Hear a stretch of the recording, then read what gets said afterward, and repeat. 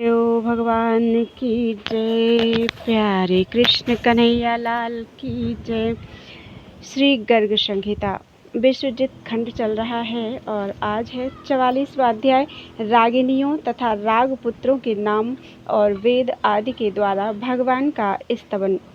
बहुलासु ने पूछा, देवर से रागिनियों और रागपुत्रों के नाम मुझे बताइए, क्योंकि परापर वेदता विद्वानों में आप सबसे श्रेष्ठ हैं। नारद जी ने कहा, राजन, काल भेद, देश भेद और स्वर मिश्रित क्रिया के भेद से विद्वानों ने गीत के 56 करोड़ भेद बताए हैं। नृपेश्वर, इन सब के अंतर्भेद तो अनंत हैं। आनंद स्वरूप जो शब्द ब्रह्ममय श्री हरि हैं, इन्हीं को तुम राग समझो। इसलिए भूतल पर इन सब के जो मुख्य मुख्य भेद हैं, उन्हीं का मैं तुम्हारे सामने वर्णन करूँगा। भैरवी, पिंगला, शंकी, लीलावती और आगरी, ये भैरव राग की 5 रागनियाँ बतलाई गई हैं।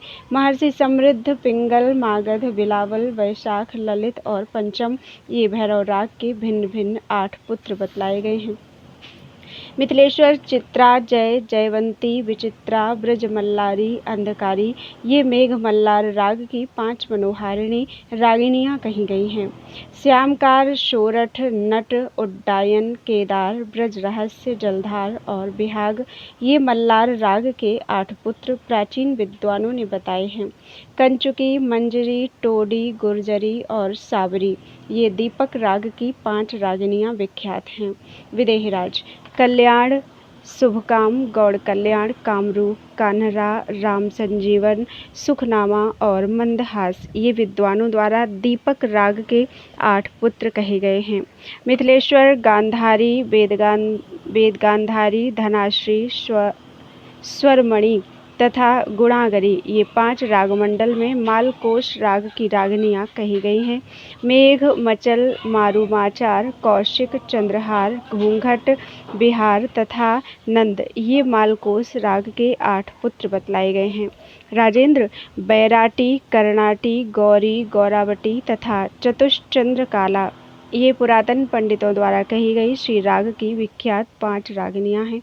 महाराज, सारंग, सागर, गौर, मरुत, पंचशर, गोविंद, हमीर तथा गीरभीर, ये श्री राग के 8 मनोहर पुत्र हैं। बसंती, परजा, हेरी, तैलंगी और सुंदरी, ये हिंदोल राग की 5 रागिनियाँ प्रसिद्ध हैं। मैथिलेंद्र, मंगल, बसंत, विनोद, कुमुद, विहित, विभास, स्वर तथा मंडल, विद्वानों द्वारा ये 8 हिंदोल राग के पुत्र कहे गए हैं। बहुलासु ने पूछा, शब्द ब्रह्म रूप श्री हरि के साक्षात स्वरूप महात्मा निगम वेद के जो राग मंडल में हिंदोल के नाम से विख्यात हैं, पृथक पृथक अंग इस भूतल पर कौन कौन से हैं, यह मुझे बताइए। श्री नारद जी ने कहा, राजन, वेद स्वरूप श्री हरि का मुख व्याकरण कहा गया है। पिंगल कथित छंदः शास्त्र उनका पैर बतलाया जाता है। मीमांसा शास्त्र कर्मकांड हाथ है। ज्योतिष शास्त्र को नेत्र बताया गया है। आयुर्वेद पृष्ठदेश, धनुर्वेद वक्षस्थल, गांधर्व वेद रचना और वैशेषिक शास्त्र मन है। सांख्य बुद्धि, न्यायवाद अहंकार और वेदांत महात्मा वेद का चित्त है। मिथिलेश्वर, राग रूप जो शास्त्र है उसे वेदराज का विहार स्थल समझो। राजन, ये सब बातें तुम्हें बताई, अब और क्या सुनना चाहते हो। बहुलासु ने पूछा, देवर से उस वेदपुर में जाकर साक्षात भगवान श्री हरि ने क्या किया, यह मुझे बताइए, क्योंकि आप साक्षात दिव्यदर्शी हैं। श्री नारद जी ने कहा, राजन, यादवेश्वर श्री कृष्ण जब वेदपुर में आए तब निगम वेद भी सरस्वती के साथ भेंट लेकर आए। गंधर्व, अप्सरा, ग्राम, ताल, स्वर तथा भेदों सहित राग भी उनके साथ थे। उन्होंने हाथ जोड़कर भगवान को प्रणाम किया। देवताओं के भी देवता साक्षात भगवान जनार्दन वेद पर प्रसन्न हो समस्त यादवों के समक्ष उनसे बोले। श्री भगवान ने कहा, निगम, तुम्हारे मन में जो इच्छा हो उसके अनुसार कोई वर मांगो। मेरे प्रसन्न होने पर तीनों लोकों में भक्तों के लिए कौन सी वस्तु दुर्लभ है। वेद बोले, देव परमेश्वर, यदि आप प्रसन्न हैं तो यहाँ मेरे जो ये उत्तम पार्षद हैं उन सबको अपने दिव्य रूप का दर्शन कराओ। अत्यंत उद्दीप्त तेज वाले अपने निज धाम गोलोक में आपका जो स्वरूप है तथा वृंदावन में और वहाँ के रास मंडल में आपका जो रूप प्रकट होता है, उसी का ये सब लोग दर्शन करना चाहते हैं। श्री नारद जी कहते हैं, मैथिलेश्वर, वेद का कथन सुनकर साक्षात परिपूर्णतम भगवान श्री कृष्ण ने श्री राधा के साथ अपने परम दिव्य रूप का उन्हें दर्शन कराया।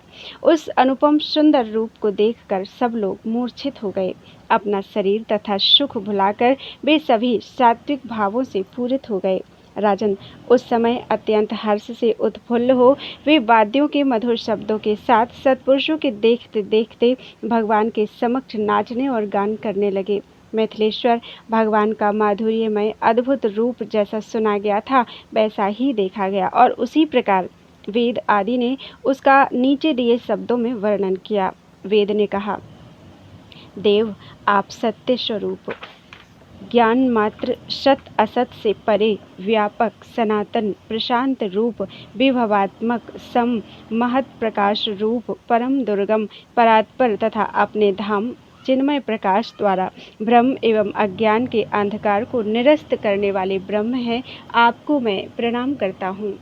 सरस्वती बोली, भगवान, योगी लोग आपको परम ज्योति स्वरूप जानते हैं। वही भक्तजन आपको चिन्मय विग्रह से युक्त बताते हैं। इस समय जो आपके चरणारविंद युगल देखे गए हैं, वे समस्त ज्योतियों के अधीश्वर हैं। वे सदा मेरे लिए कल्याणकारी हों।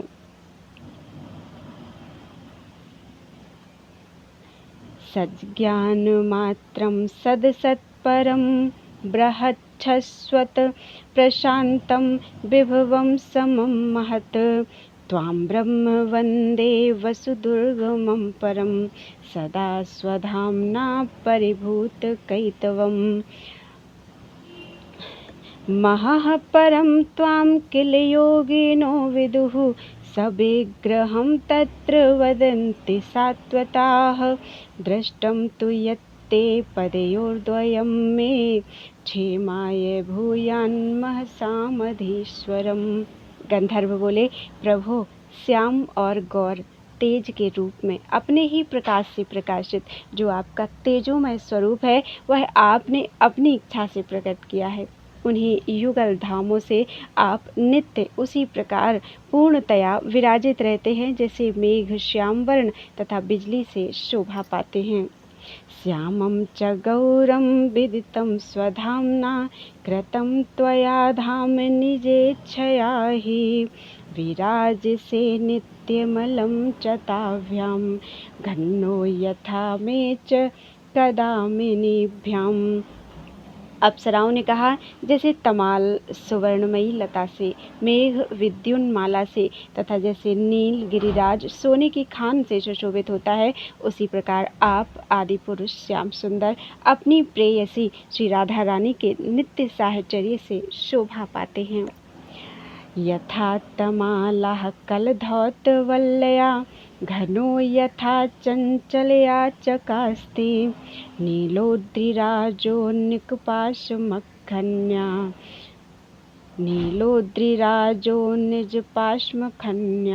श्रीराधेयाद्यस्तु तथा रमण्या। तीनों ग्राम बोले, जिनके चरणारविंदों के पावन पराग को शिव, रमा, ज्ञानी पुरुष तथा देवताओं सहित श्री राधा अपने चित्त में धारण करना चाहती हैं, माधव के उन चरण कमलों का सदा भजन करो। यस्य पदस्य परागम शंभुर्माकविदैवैः यस्य पदस्य परागम शंभुरमाकविदैवैः इच्छति चेतसि राधा तं भज माधव पादम। तालों ने कहा, जिनके कारण राजा बलि सतस्वरूप होकर प्रतिष्ठित हुए, उन्हीं भगवान को बलि अर्पित करनी चाहिए। अपने संतप्त चित्तरूपी गुफा में श्रीहरि के उस चरण को ही प्रतिष्ठित करके उसकी सेवा करो। येन बलिः सद्विहिरेत बलिमेव हरेत तं भज पादं तो हरेश्चेतसि तप्ते कुहरे। गान बोले, लय बोले, संतजन जिनकी शरण लेकर दुख शोक को निकाल फेंकते हैं। श्री राधा माधव के उन दिव्य चरण कमलों को हम सदा हृदय में धारण करें। उच्छिपन्ति बहिर्दुःखं संतो यच्छरणं गताः राधा माधवयोर्दिव्यं दधान पद पंकजम। स्वर बोले, जो शरद ऋतु के प्रफुल्ल पंकज की शोभा को अत्यंत तिरस्कृत कर देते हैं, मुनि रूपी भ्रमर जिनका आस्वादन करते हैं, जो वज्र कमल और शंख आदि के चिन्हों से सुशोभित हैं, जिन पर सोने के नूपुर चमक रहे हैं तथा जिन्होंने भक्तों के त्रिविध तापों का उन्मूलन कर दिया है, श्री राधा वल्लभ के उन चंचल द्युतिशाली युगल चरणारविंदों को मैं हृदय में धारण करता हूँ। शरद विकच पंकज श्रियम अतीव विद्वेषकं मिलिंद मुनिलेहितं कुलिसंकज चिह्नावृतं स्फुरत कनक नूपुरं दलित भक्त तापत्रयं चलद्युति पदद्वयं हृदि दधामि राधापते। इस प्रकार श्री गर्ग संहिता में विश्वजित खंड के अंतर्गत नारद बहुलाश्व संवाद में वेदादि के द्वारा की गई स्तुति का वर्णन नामक 44वां अध्याय पूरा हुआ। बोलो वृंदावन बिहारी लाल की जय। 45वां अध्याय रागिनियों तथा रागपुत्रों द्वारा भगवान श्री कृष्ण का स्तवन और उनका द्वारिकापुरी के लिए प्रस्थान। श्री नारद जी कहते हैं, राजन, तदनंतर भैरव आदि रागगण भगवान श्री हरि के सामने उपस्थित हुए और रूप के अनुरूप उनके प्रत्येक अवयव का दर्शन करके अत्यंत हर्षित हुए। श्री हरि के विग्रह में जिस जिस अंग पर उनकी दृष्टि पड़ती थी वहीं वहीं ठहर जाती थी। लावण्य विशेष का अनुभव करके वह वहाँ से हटने में समर्थ नहीं होती थी। भगवान श्री कृष्णचंद्र के उस अत्यंत अद्भुत रूप का दर्शन करके वे भी पृथक पृथक उसका गुणगान करने लगे। भैरव बोला, श्री हरि के दोनों घुटनों का चिंतन करो, जिन्हें सदा अंक में लेकर कमला अपने कमलोपम करों से उनकी सेवा करती हैं। मेघ मल्लार ने कहा, सर्वव्यापी भगवान श्री कृष्ण की दोनों जांघें मानो कदली खंड हैं, सोने के खंभे हैं, तेज से पूर्ण हैं, अनुपम शोभा से संपन्न हैं तथा पीतांबर से ढकी हुई हैं। उन दोनों वंदनीय उरु युगल का मैं ध्यान करता हूँ। दीपक राग ने कहा, भगवान के कटिभाग से नीचे जो संपूर्ण चरण हैं वे समस्त सुखों को देने वाले हैं तथा सुवर्ण की सी कांति धारण करते हैं। उन सुप्रसिद्ध चरणों का भजन करो। मालकोश बोला, भगवान श्रीहरि की जो कमर है वह केस के समान अत्यंत पतली है और वह मनुष्यों की दृष्टि का मान हर लेती है, अर्थात उस कटी को देखने में दृष्टि समर्थ नहीं हो पाती। वह मंद मंद समीर के चलने पर भी अत्यंत कंपित होने या लचकने लगती है। इस प्रकार वह सब के चित्त को हर लेने वाली है। मैं विनम्र मस्तक से उसकी वंदना करता हूँ। श्री राग बोला, राधिका वल्लभ का जो नाभि सरोवर है उसका मैं अपने हृदय में प्रतिदिन ध्यान करता हूँ। वह पुष्कर कुंड के समान शोभा पाता है। त्रिवली रूप लहरों से उसकी मनोहरता बढ़ गई है और वहाँ की रोमावली ने कामदेव के क्रीड़ा कानन को तिरस्कृत कर दिया है। हिंदोल राग ने कहा, उदर में जो त्रिवली की पंक्ति है वह क्या अक्षरों की पंक्ति है, वर्णमाला है, अथवा पीपल के पत्ते पर मोहनमाला दिखाई देती है? क्या कमल दल पर कोई श्याम रेखा है या उदर में यह रोमावली फैली हुई है? भैरव राग की रागिनियाँ बोली, श्री कृष्ण हरि का जो पीताम्बर है वह दीप्तिमान इंद्रधनुष तो नहीं है। सोने के तारों की शिल्पकला द्वारा वह मनोहर ढंग से टका हुआ है। उसका ही भजन करो, वह मनुष्यों का दुख हर लेने वाला है। भैरव के पुत्रों ने कहा, भगवान आपकी चारों भुजाएं चारों समुद्रों के समान संपूर्ण विश्व को परिपूर्ण करने वाली हैं। चार पदार्थों के समान आनंददायिनी हैं। लोक रूपी चंदोबा के वेतान में दंड का काम देती हैं तथा भूमि को धारण करने में दिग्गजों के समान प्रतीत होती हैं। मेघ मल्लार की रागिनियाँ बोली, सर्ववल्लभ भूमिपति भगवान श्री हरि के मधुर अधर का हे मन तू सदा चिंतन कर। वह लाल रंग के बिंब फल की सी कांति से मंडित है तथा नूतन जपा कुसुम के लाल दलों की भांति उसका सुंदर स्वरूप है। मेघमल्लार के बेटे बोले, परमेश्वर श्री कृष्ण की जो निर्मल दंत पंक्ति है उसका सदा ध्यान करो। उसने कपूर, केवड़े के फूल, मोती, हीरे, श्रीखंड, चंदन, चंद्रमा, चपला, अमृत तथा मल्लिका पुष्पों की कांति को पहले से ही तिरस्कृत कर दिया है। दीपक राग की रागिनियों ने कहा, भगवान निज जनों की रक्षा करने में समर्थ तथा अभीष्ट वस्तु देने में दक्ष, जो आपके युगल नैनों का कृपा कटाक्ष है, वह रात दिन हमारी रक्षा करे। वह कटाक्ष कामदेव के बाणों का परीक्षक है, उससे भी तीव्र शक्ति वाला है। उसने संपूर्ण लावण्य की दीक्षा ले ली है, अर्थात वह समस्त लावण्य की राशि है। उसने अपनी उदारता के सामने कल्प वृक्ष को भी तिरस्कृत कर दिया है तथा उसके एक दो नहीं करोड़ों लक्ष्य हैं। दीप के पुत्र बोले, क्या ये नूतन कमल के बीच दो कुलिंग गौरैया पक्षी बैठे हैं, या तीनों लोकों के दुखों का नाश करने के लिए दो तीखी तलवारें हैं, या कामदेव के दो विजयशील धनुष हैं, अथवा परमात्मा श्री कृष्ण के मुखचंद्र में युगल भ्रूमंडल शोभा पा रहे हैं। मालकोस की रागिनियों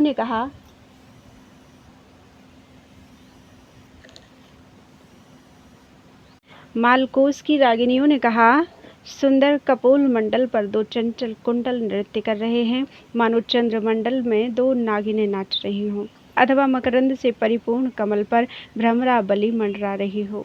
मालकोस के पुत्र बोले, आकाश मंडल में सूर्यदेव उदित हुए हैं, या मेघमाला में बिजली चमक रही है, अथवा यदुपति भगवान श्री कृष्ण के गंडमंडल अर्थात कपोल द्वय पर ज्योति के खंड सा कनक निर्मित कुंडल झलमला रहा है। श्री राग की रागिनियां बोली, दो कुलिंग किंबा दो खंजन पक्षियों की पंक्तियों का परस्पर युद्ध हुआ। उनके मध्य में बीच बचाव करने के लिए प्रफुल्ल कमल पर एक तोता निकट आ गया है, जो अरुण बिंब फल को प्राप्त करने की इच्छा से वहां बैठा शोभा पाता है। यहाँ कुलिंग या खंजन पक्षी भगवान के दोनों नेत्र हैं। उनके बीच में बैठा हुआ तोता नासिका है, प्रफुल्ल कमल मुख है और अरुण बिंब फल अधर हैं। श्री राग के पुत्र बोले, जिन्होंने अपनी कमर में पीतांबर बांध रखा है, मस्तक पर मोर मुकुट धारण किया है और ग्रीवा को एक ओर झुका दिया है, जो हाथ में लकुटी और बंसी लिए हैं तथा जिनके कानों में कुंडल हिल रहे हैं, उन पटुतर नटवर वेशधारी श्रीहरि का मैं भजन करता हूँ। हिंदोल राग की रागिनियां बोली, जिनकी श्याम कांति की अलसी के फूल से उपमा दी जाती है, जो यमुना के तट पर कदम्ब कानन के मध्य भाग में विराजमान है तथा नई अवस्था की गोप सुंदरियों के साथ विहार करते हुए शोभा पाते हैं, वे वनमाली हम सब के मंगल का विस्तार करें। परिकरीकृत पीतपटं हरिं शिख किरीट नटीकृत कंधरं लगुणवेणुकरं चलकुंडलं पटुतरं नटवेशधरं भजे। अतसी कुसुमोपमेय कांतिर्यमुनाकूल कदम्ब मध्यवर्ती नवगोप बधू विहार साली बनमाली वितनोति मंगलानि। हिंदोल राग के पुत्रों ने कहा, हरे, भूतल पर मेरे समान पातकी नहीं है और आपके समान कोई पापाहारी भी नहीं है, इसलिए आपको जगन्नाथ देव मानकर मैं शरण में आया हूँ। आपकी जैसी इच्छा हो वैसा मेरे प्रति कीजिए। नारद जी ने कहा, राजन, रागों द्वारा किए गए उपर्युक्त ध्यान को जो सदा सुनता है अथवा पढ़ता है, भक्त वत्सल भगवान श्री कृष्ण उसके नेत्रों के समक्ष प्रकट हो जाते हैं।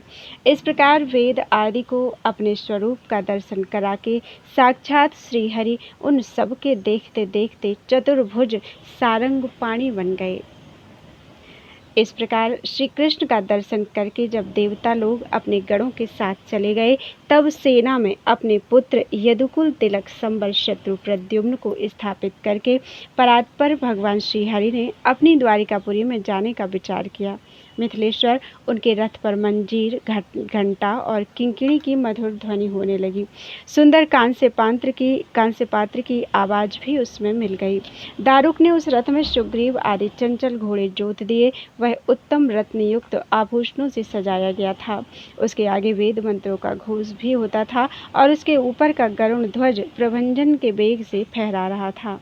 ऐसे रथ के द्वारा वेदपुरी को छोड़कर परमात्मा श्रीहरि यादव वृंद से मंडित द्वारिकापुरी को चले गए। इस प्रकार से गर्ग संहिता में विश्वजित खंड के अंतर्गत नारद बहुलाशु संवाद में श्री कृष्ण के ध्यान का वर्णन नामक 45वां अध्याय पूरा हुआ। बोलो वृंदावन बिहारी लाल की जय। त्वदीयं वस्तु गोविंदम तुभ्यमेव शमर्पितम्।